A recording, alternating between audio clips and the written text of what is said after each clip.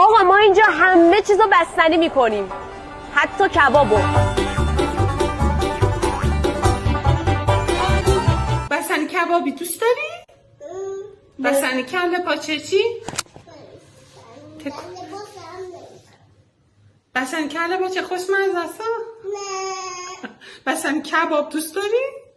بستنی شکلاتی چی؟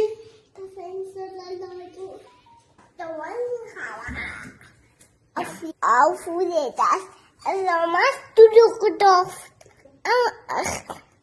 Ist hier ist der Hand.